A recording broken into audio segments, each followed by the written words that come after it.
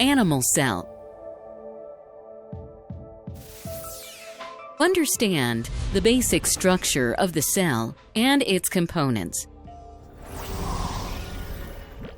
A cell is considered as the structural and functional unit of living organisms. Most cells have three main parts.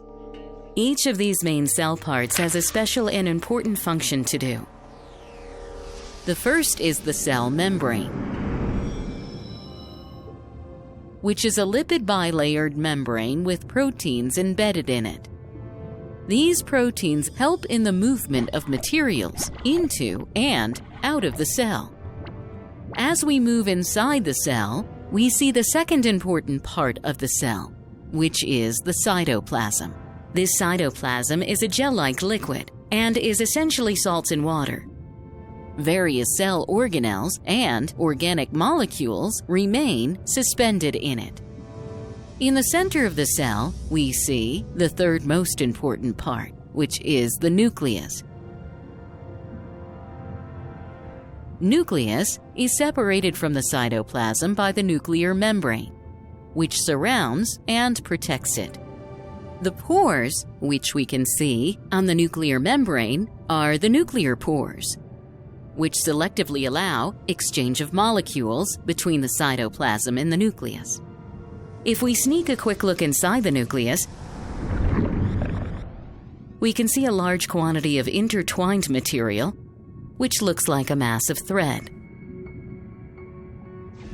This thread-like structure contains the DNA, which controls and directs the cell to produce proteins and perform its functions.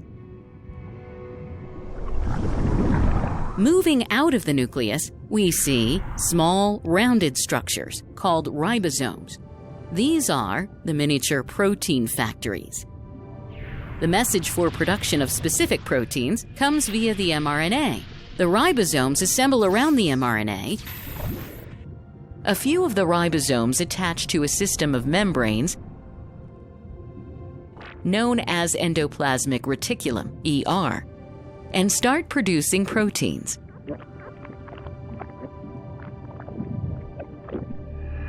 These proteins are needed for growth and many other cell processes. As the protein synthesis terminates, a complex protein gets formed and is pushed inside the ER. It moves along the tubes of the ER to another organelle, that is, the Golgi body. Golgi bodies are flat. They are folded sacs and act like a post office for the cell. Proteins and other materials are packaged and stored in the Golgi body. And when a molecule is needed elsewhere, the Golgi body distributes the material to other parts of the cell. When required, they also transport proteins outside the cell.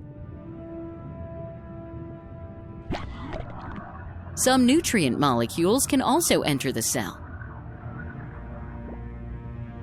These nutrient molecules are absorbed by small organelles called lysosomes present in the cytoplasm.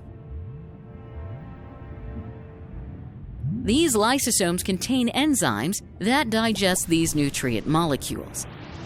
But where does the cell get the energy to do all this work? The organelle responsible for this is the mitochondrion. It is also known as the powerhouse of the cell.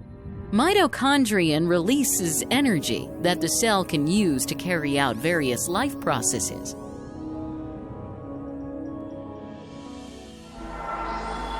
Summary: a cell is considered as the structural and functional unit of living organisms. Each cell has an outer envelope called the cell membrane. Inside the cell are organelles, which are suspended in the cytoplasm. The most prominent one is the nucleus. Around the nucleus, we find some ribosomes and a network of tubes called ER.